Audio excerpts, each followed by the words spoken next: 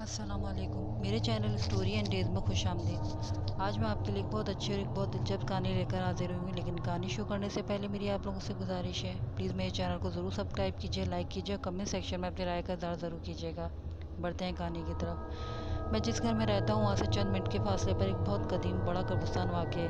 ہمارے گھر کو جانے والا راستہ قبرستان سے ہی گزرتا ہے۔ راستے کے دونوں طرف بڑے بڑے درخت پھیلے ہوئے ہیں اور دور دور تک پھیلے ہوئے ہیں۔ یہ درخت ایک عجیب و غریب و بڑا خوفناک منظر پیش کرتے ہیں۔ یہ قبرستان جنوں اور بھوت پریت کی وجہ سے بہت مشہور ہے۔ آج بھی اس قبرستان کے عین وسط میں سفید مٹی کا صاف میدان موجود ہے، جہاں کوئی قبر نہیں کہا جاتا، یہ جنوں کی رہائش گاہ ہے، اور دن کے وقت بھی اس میدان کو دیکھ کے خوف آتا ہے۔ رات کا سناٹا تو پھر اس کے خوف میں مزید اضافہ کر دیتا ہے۔ یہ میرے بچپن کے دن تھے۔ میں اور میری خالہ کی بیٹی اکثر اکٹھے کھیلا کرتے تھے۔ اس روزانہ کی کھیل کود سے ہم دونوں بے حد مانوس ہو گئے تھے۔ سودا سرف لینے کے لیے بھی ہم بازار بھی اکٹھے جاتے ہیں۔ میں ان دنوں 7ویں جماعت کا طالب علم تھا۔ میری کزن مجھ سے عمر میں بڑی تھی۔ امی کہا کرتی تھیں کہ جب بھی گوشت لینے کے لیے جاؤ تو تھیلے میں چھری یا چاقو رکھا کرو، گوشت لے کے قبرستان کے راستے سے گزرنا اچھا نہیں ہوتا، لیکن میں ایسی باتوں پہ غور نہیں کرتا تھا۔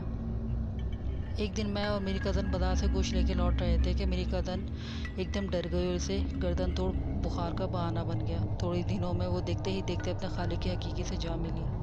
اس کی موت کا مجھے بے حد صدمہ ہوا۔ اس کے بعد جب بھی میں قبرستان سے گزرتا تو یوں لگتا ہے جیسے کوئی دوسرا بھی میرے ساتھ چل رہا ہے۔ قدموں کی آہٹ صاف مجھے سنائی دیتی، لیکن نانا جی کی ہدایت کے مطابق میں پیچھے مڑ کے نہیں دیکھتا تھا۔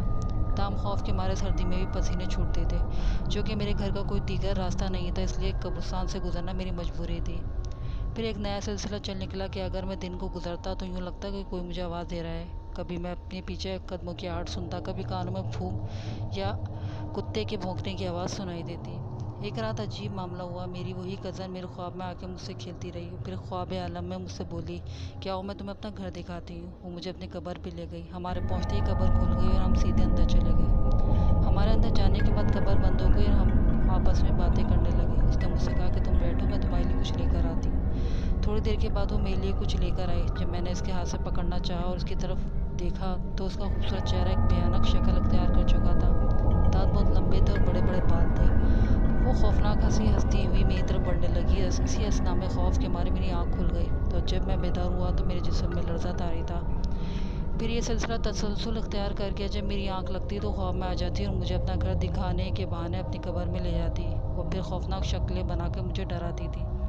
اب تو یہ حالت ہو گئی تھی کہ دن کو بھی ڈر لگنے لگا تھا۔ آخرکار میں نے تنگ آ کے فیصلہ کیا کہ ایسے ڈر کے زندہ رہنے سے تو بہتر ہے کہ میں مر جاؤں یا پھر مار ڈالوں۔ ایک دن میں اپنے اس فیصلے کو علمی جامہ پہنانے دوپہر کے وقت قبرستان میں موجود 2 جڑواں درختوں کے پاس کلاڑی لے کے پہنچ گیا، جن کے ساتھ زیارتوں والا ایک کمرہ بھی تھا۔ اس کمرے کے قریب پہنچ کر اللہ سے دعا کی، اے اللہ، سچا مسلمان ہونے کے ناطے میں تجھ سے یہ سوال کرتا ہوں کہ آج اس بلا کو میرے سامنے لا کھڑا کر، میں اس کے ٹکڑے ٹکڑے کر ڈالوں اور یہ مجھے مار ڈالے۔ گھٹ گھٹ کے جینے سے بہتر ہے کہ ایک ہی بار مر جاؤں۔ پھر میں نے نعرہ لگاتے ہوئے اس بلا کو للکارا، اس کو آپ کو میری بیوقوفی سمجھے یا پھر میری زندگی سے اکتاہٹ، لیکن سچ یہی ہے کہ میں نے بار بار یہی الفاظ دہرائے، لیکن کوئی شے میرے سامنے نہیں آئی اور میں واپس اپنے گھر کی طرف لوٹ گیا۔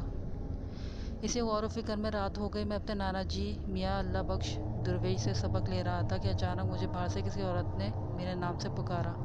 میں نے صحن میں نکل کے محسوس کیا کہ یہ تو میری بڑی خالہ کی آواز ہے۔ میں نے پوچھا، خالہ جان آپ ہیں؟ جواب ہاں میں ملا۔ پھر تھوڑا آگے گیا تو دوسری خالہ کی آواز سنائی دی۔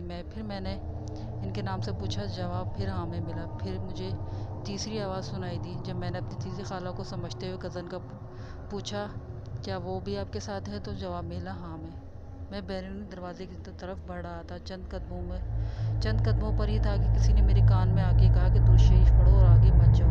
میرے قدم وہیں رک گئے اور سانسیں تھم سی گئیں۔ جسم میں کپکپی ہونے لگی اور درود شریف پڑھتے ہوئے پیچھے ہٹنے لگا۔ اتنے میں ایک عورت، جو کہ خوبصورت تھی لیکن اس کا قد اتنا طویل تھا کہ میرے گھر کی دیوار سے کافی اونچی نظر آ رہی تھی، اتنے ہی لمبے بال تھے، لباس بالکل سیاہ تھا۔ وہ مجھ سے مخاطب ہو کے کہنے لگی، اگر تم مجھ تک پہنچ جاتے تو میں تمہاری دلیری کا وہ مزہ چکھاتی کہ تم کبھی نہ بھولتے، مر کر بھی میں تمہیں بتاتی کس طرح تم نے قبرستان میں جا کے مجھے للکارنے کی کوشش کی۔ اس نے اور بھی کچھ کہا اور ہنسنے لگی، مگر میں الٹے پاؤں چلتا ہوا اپنے کمرے میں داخل ہو گیا اور میں بہت گھبرایا ہوا تھا۔ جب نانا جی نے پوچھا تو میں نے سارا ماجرا انہیں سنایا۔ انہوں نے مجھے دھمکی اور آئندہ ایسی حرکت کرنے سے منع کیا۔ اس واقعے کے بعد آج بھی میں قبرستان سے گزرتے وقت درود شریف کا سہارا لیتا ہوں اور قبرستان کا رخ دن میں یا رات میں کبھی بھی نہیں کرتا۔